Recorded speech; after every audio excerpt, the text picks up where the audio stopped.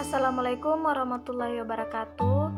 Perkenalkan, nama saya Faustina Salasa, NIM saya F2018-01187. Saya dari kelas B4.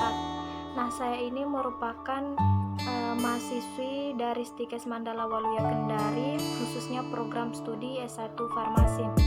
Nah, di sini saya sudah mereview jurnal dari mata kuliah kimia medisinal. Nah, jurnal saya itu berjudul Hubungan Kuantitatif, Struktur Aktivitas dan Docking Molekuler Senyawa Mesotetrapenyl propirin dan mesotetrapenyl klorin sebagai fotosensitizer untuk terapi fotodinamik. Nah, langsung saja. Nah, hasil review jurnal saya itu mengenai yang pertama, jurnal ini merupakan jurnal farmasis, kemudian mempunyai volume 3 dan halaman kurang lebih 13 halaman.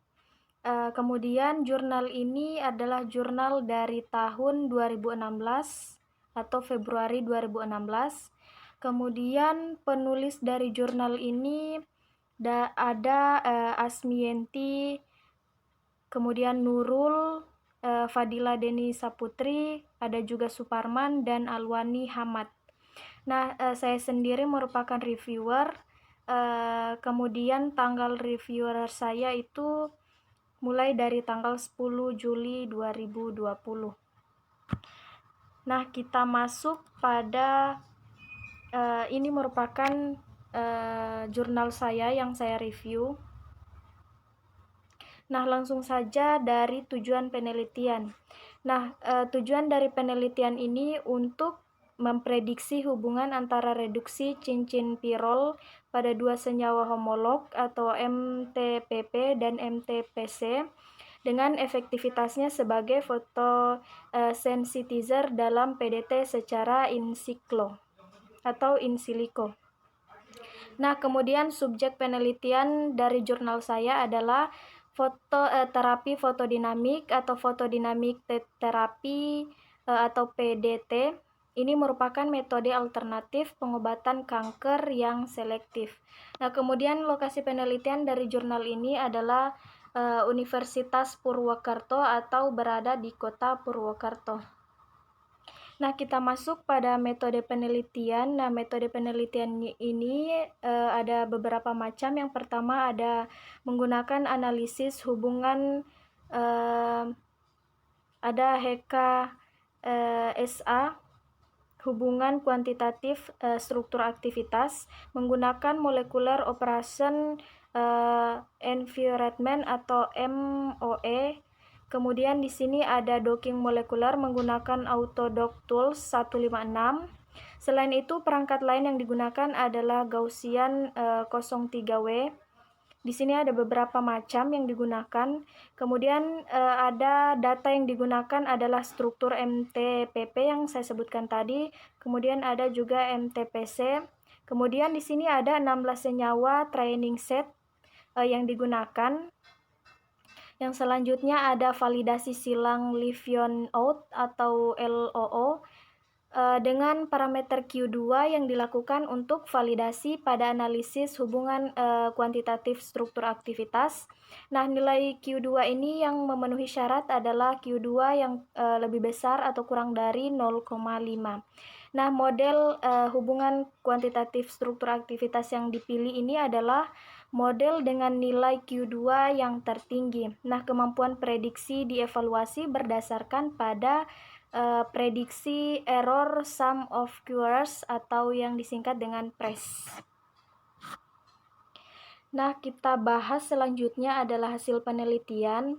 Nah, hasil penelitian ini terbagi menjadi dua, yakni hubungan kuantitatif struktur aktivitas dan juga ada docking molekuler. Nah, kita bahas yang pertama pada hubungan kuantitatif struktur aktivitas ini.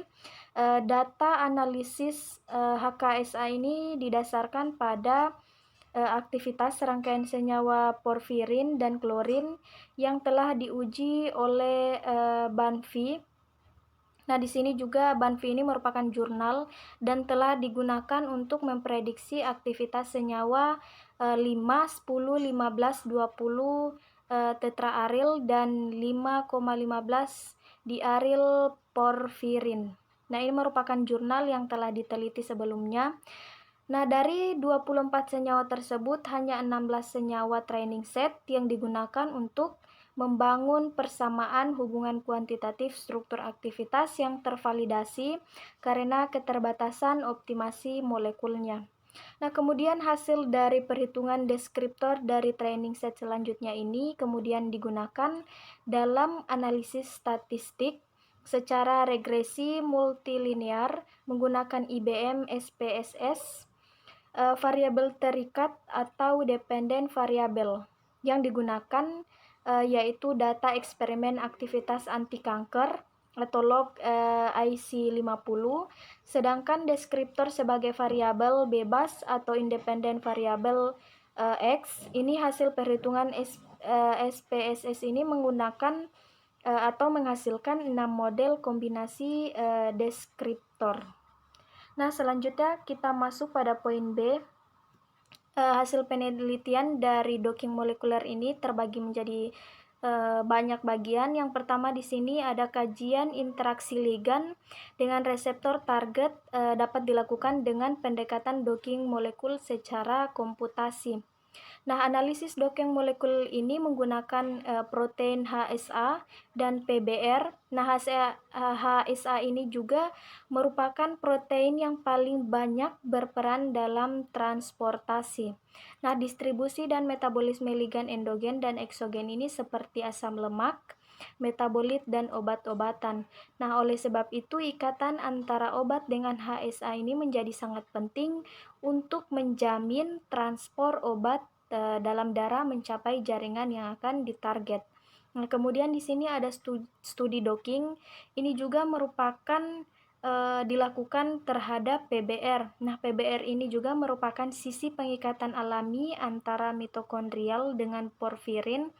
Seperti di sini ada protoporfirin 9 dan heme.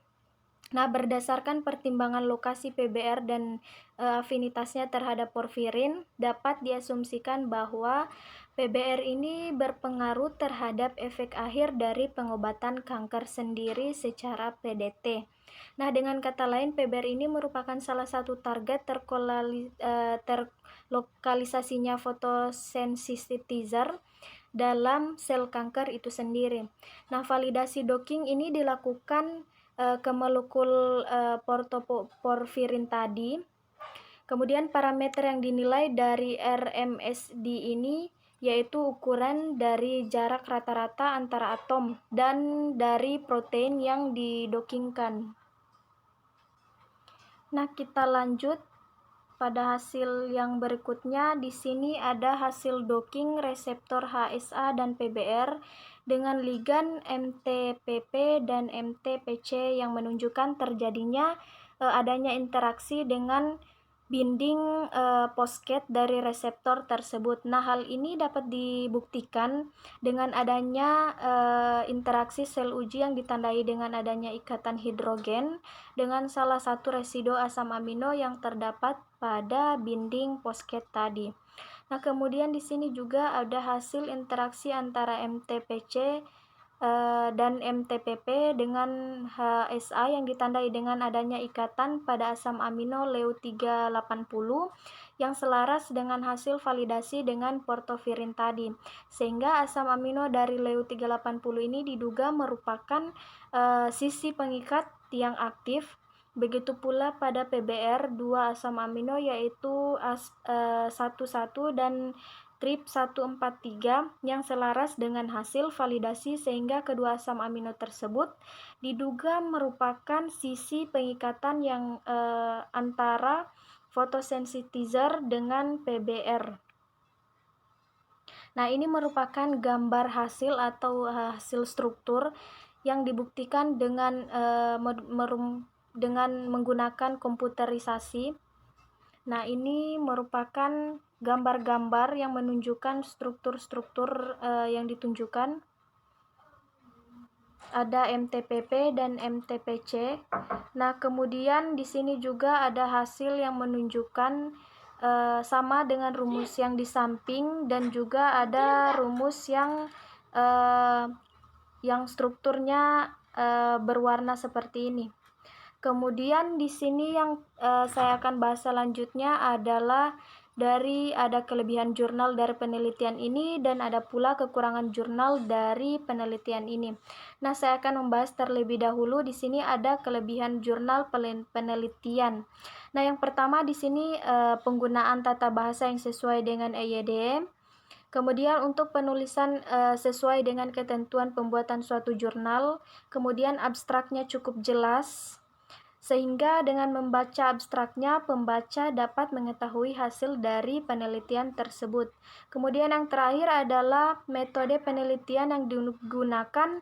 Di sini merupakan metode yang tidak membutuhkan banyak keahlian.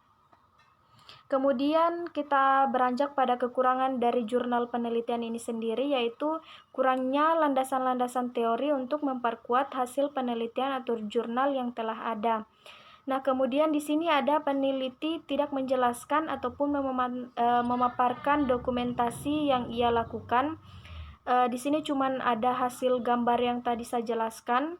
Kemudian poin ketiga ada pada poin pembahasan tidak dijelaskan mengenai faktor-faktor apa saja yang mempengaruhi mengapa metode pengukuran itu dianggap lebih akurat. Dan kemudian di sini kelebihan jurnal yang sangat spesifik adalah di sini jurnalnya mampu memotivasi studi farmasi untuk melakukan kelanjutan dari penelitian tersebut mengenai hubungan aktivitas struktur ini jurnal tersebut. Nah, yang terakhir adalah saya dapat menyimpulkan dari penelitian ini. Nah, kesimpulan yang dapat didasarkan pada penelitian yang dilakukan adalah yang pertama di sini ada MTPC memiliki potensi anti kanker atau anti cancer yang lebih baik dibandingkan dengan MTPP berdasarkan hasil analisis hubungan kuantitatif struktur aktivitas yang menunjukkan bahwa prediksi nilai ASI 50 MTPC dan MTPP ini berturut-turut sebesar 11,77 nigram mililiter dan 138,038 miligram per mililiter.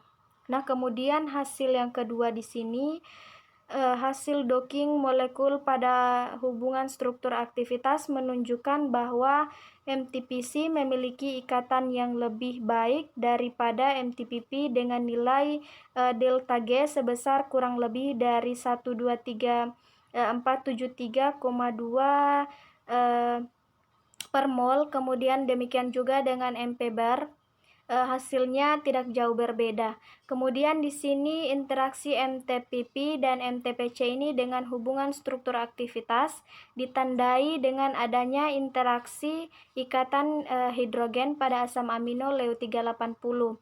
Nah, sedangkan interaksi dengan PBr ditandai dengan ikatan hidrogen pada asam amino SCP11 dan TRP 143.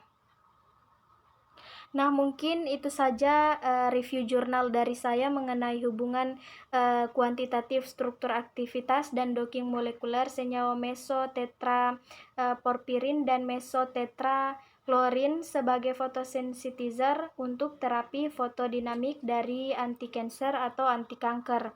Nah, lebih dan kurangnya mohon dimaafkan. Semoga ini bermanfaat bagi pembelajaran berikutnya. Nah, saya akhiri dengan ucapan wabillahi taufiq wal hidayah. Wassalamualaikum warahmatullahi wabarakatuh.